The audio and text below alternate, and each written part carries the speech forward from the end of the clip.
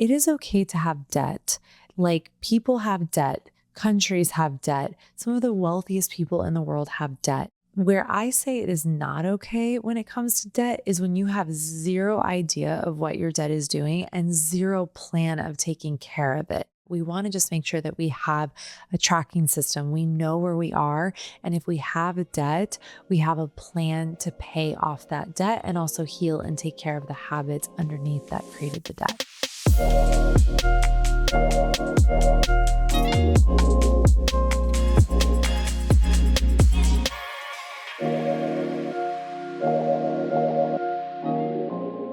Hello, my love. Thank you so much for tuning into the podcast here on YouTube.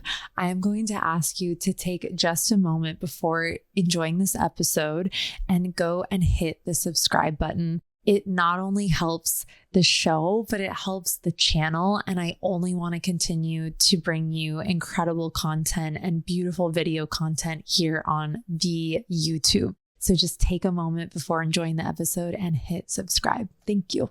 Hello, my gorgeous. Welcome to another episode of Natalia Benson, the podcast. It is wonderful to be with you again. Thank you, as always, for tuning into this show and giving me the preciousness of your focus.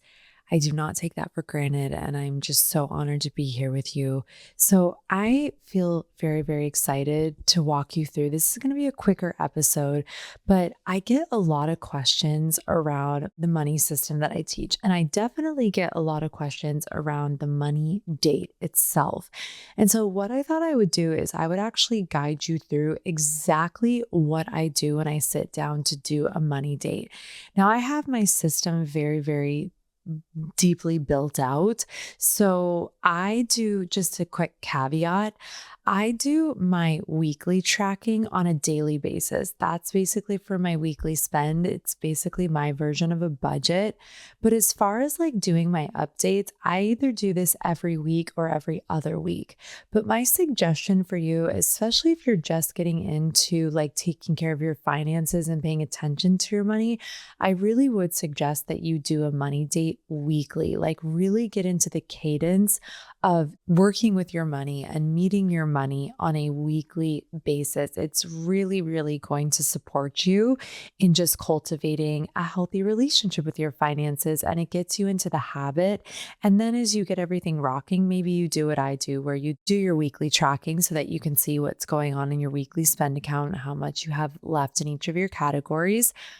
And then you can do your big money date like once a week or every other week. And then sometimes, depending on how busy I am, sometimes I have to do an entire month and catch up. But I frankly do not like doing that.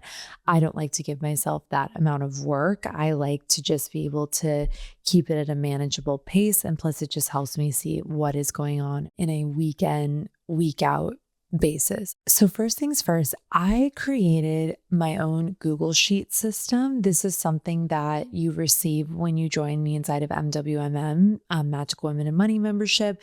I have completely built this out. It is done. It is a done for you wealth building, wealth management system. All the formulas are done.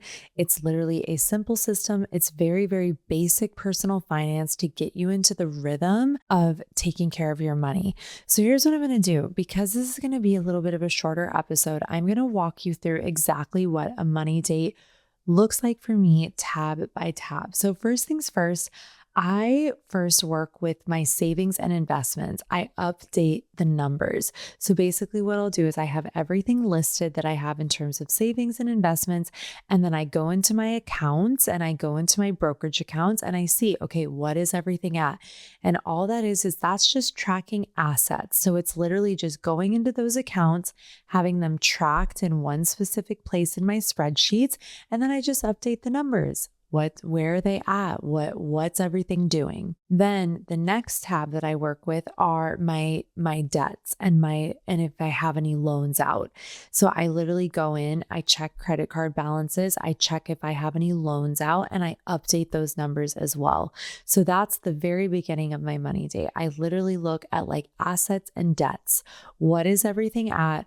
what's the amount of my assets at, what are the amount of my debts at or loans owed or anything like this. And I literally just get this full picture view of exactly where my assets and my liabilities are, my assets and my debts, basically what I own versus what it is that I owe. And this is something so often when I start to work with women, whether it's in MWMM or in my one-to-one work, this is something so often that many women have no idea where they land. They don't have any idea of what they own and they don't have any idea of what they owe. And a lot of babes, I would say, when they join me in my work, they usually have some form of debt. And a lot of times they have like the head in the sand where they don't know what their debt is doing. They don't know what their APRs are. They don't know what they owe. Maybe they're making minimum payments. Maybe they're not.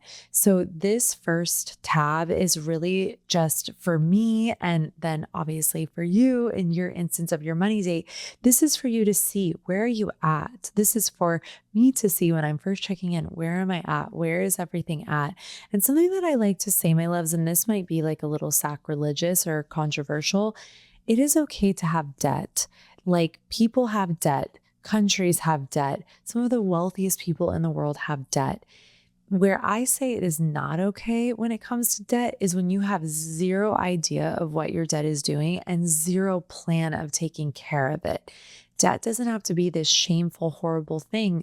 A debt system it's a part of existing.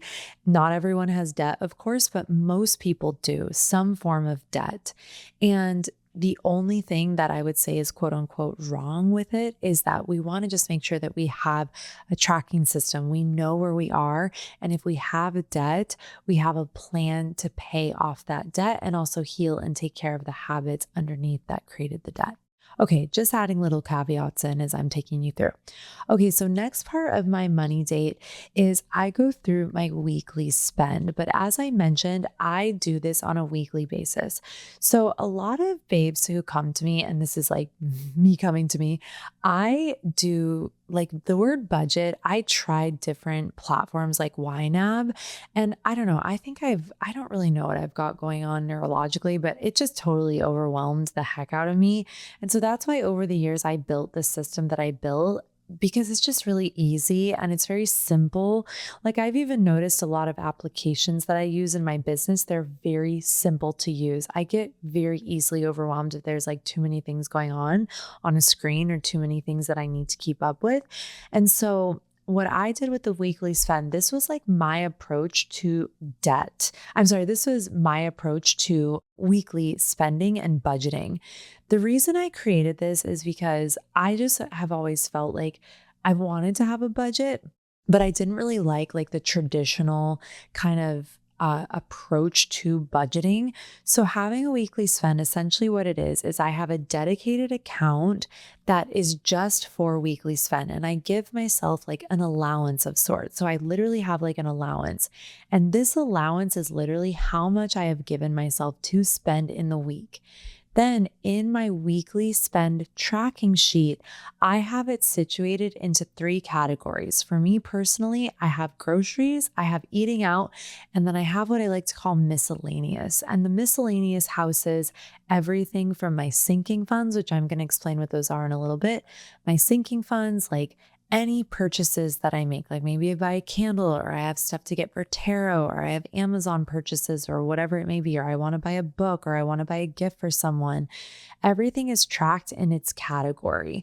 And if I ever go over in one category, let's say like I overspend in groceries, but then I'm like, oh, there's actually something that I want to get, then I'll just go and track in miscellaneous, even if I'm getting groceries, because the money has to come from somewhere. But it's basically how I literally track section by section. And it's also kind of fun. I can be like, okay, cool. I have $150 left in my eating out. Do I want to get myself like Goop Kitchen tonight? Or do I want to take that money and like put it into my clothes account? Or do I want to put it into like miscellaneous? Like it's fun to figure out, okay, what do I want to do with the spending money and how much do I have left?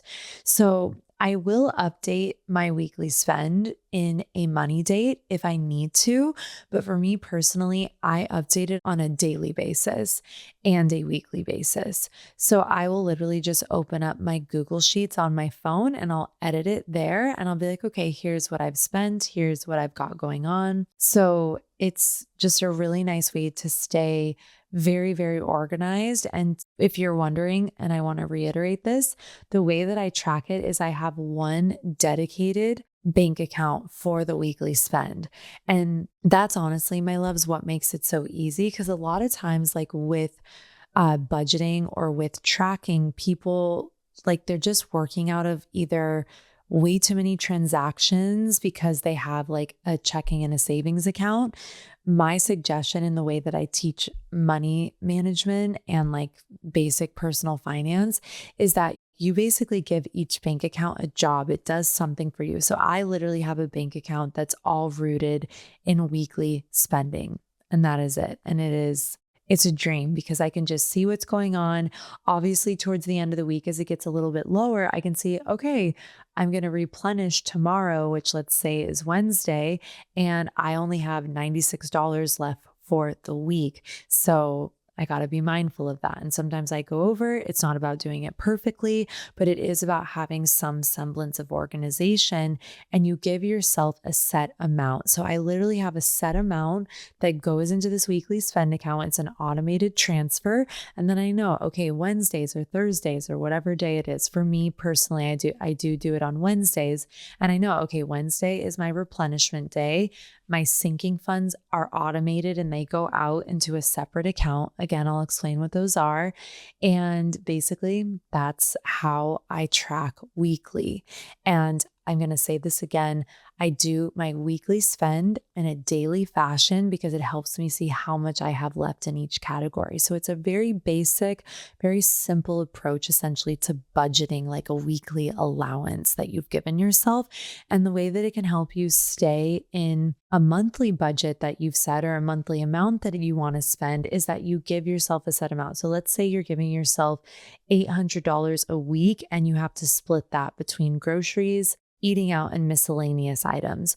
Then you know, okay, 8, 16, 24, 32, then you know in your overall monthly financial picture that you should only be spending, like again, should $3,200 total for the entire month. And that gets tracked in the monthly track sheets, which I'll explain in just a second. So go through my weekly spend, make any like updates if I need to. But again, that's something I do daily. Then what I do is I go in and I update my sinking fund track sheets. So my sinking funds, I have sinking funds for the business and I have sinking funds for my personal, and those are separate. I always want to keep business and personal separate. It's not only legal, especially depending on your business formation, but it's also like saves your consciousness, because like looking through and intermingling stuff, it just gets so crazy. So this is why I teach separate bank account management. If you're a woman who makes money or wants to make more of it, but still feels overwhelmed, disconnected, or unsure how to actually lead your finances, I created Magical Women in Money just for you. MWMM is where money meets self-trust, strategy meets intuition, and women stop outsourcing their financial power. Inside, I teach you how to organize your finances, understand your faulty money habits, align your earning with your astrology, and build a real wealth for your future without shame, pressure, or feeling like you're behind. This is a personal finance meets astrology method that works. It's grounded, empowering money work for women that feels approachable and soulful. Join the waitlist for Magical Women in Money membership, MWMM. The link is in the show notes. So essentially, like updating your sinking funds accounts, what I like to do is I have set sinking funds for things that I like to aggregate through the month. So one of my core focuses is to make sure that the business is healthy, that we have healthy running expenses in the business and that we have surplus in the business. That's really important to me. That's really important in running a business. And then what I do is to make sure that I always have the correct amount of money for expenses in the business that are, let's say, bigger expenses and expenses that I have for myself personally, like let's say like my hair or my facials or my lymphatic or things like this. I literally have a sinking fund that's automated and it gets sent every single Wednesday, both for the business and for personal. And it just automates a certain amount of money and then it aggregates in the account. I track it because I have a very specific name for each thing. Like let's say it's my hair or it's my nails or something like this. It literally will say nails. And I know, okay, $60 is getting automatically sent to that sinking fund, my personal sinking fund account every week for my nails. So that when my manicure comes up or my pedicure comes up, that money is already there. I don't need to pull from my weekly allowance. That money has already been set aside. Same with my hair, same with like my lymphatic or my massage, like my dry cleaning. I just had a massive dry cleaning bill the other day and I actually went over. So now it's like I have to pay myself back. But this is what it looks like, for me on the personal side. This is what it looks like for me to not be using a credit card. It's like I'm my own creditor essentially, which is really fascinating. It's been really interesting for me to do it like this. And I have to track things. And that's like a really big part of like healthy financial management is like you do have to pay attention to what's going on. And that can seem boring, but what's worse is having a bunch of debt and a bunch of chaotic spending patterns that you're not tracking and you don't have any idea what's going on. That's working under the radar in your consciousness all the time. And it can be really, really exhausting. So it's like kind of pick your hard, you know what I mean? Or pick your boring, so to speak. But it's not boring because once you really get into the rhythm of this stuff, it's not boring at all. It's really special. So from that account, either from my business expenses account or my weekly spending account, I have these sinking funds. And again, sinking funds a really good sort of basic like finance 101 way that people will explain sinking funds is essentially the idea that like, let's say like at the end of the year, you want to buy gifts. And instead of just having a bunch of extra cash in your bank account, because a lot of babes that work with me, like we're definitely more on the spending archetype. If you're a saver, you probably save and you might not even be listening to this. But what I would say very simply is that you can think of sinking funds like for the end of the year, you can literally send, let's say, $25 a week starting in February or March. We're in March now. Starting in March, you send $25 a week to a specific account. And in that account, you literally are like, this is Christmas gift money. So by the time you get to the end of the year, you have literally compounded $25 a week, which is $100 a month. And let's say that you did that over, 10 months. I cannot do that math in my head right now. I should grab a calculator really quickly, but that's all compounded for you. It's really awesome. So then at the end of the year, you're like, oh my God, this is fantastic. You're like, I have, let's say $1,000 in my sinking fund account for Christmas gifts. And now I know that money is there. You can do this for travel. You could I'm going to go to Paris again this year and I've got to get my Paris sinking fund started. And this is just where I start to aggregate cash and put things aside for things that I want to do. I used to be someone who just threw everything on credit cards and I'd figure it out. And now I'm like, no, I plan for things ahead and it feels so much better. And it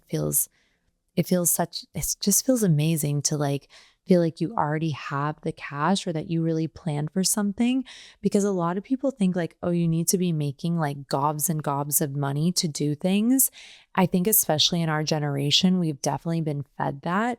But what a lot of us haven't been taught is how to just plan for things and have healthy financial vernacular and build things up ourselves and then pay for the things that we want to do. We're definitely a generation that's kind of 3 generations in, let's say, or 2 generations in, who've just been really, really rocked by credit card use. And I personally don't feel like there's anything wrong with credit cards. I think that they're amazing if you know how to use them. But a lot of people, myself included, who have more of a spender's mentality and not the really healthy financial discipline to not overspend.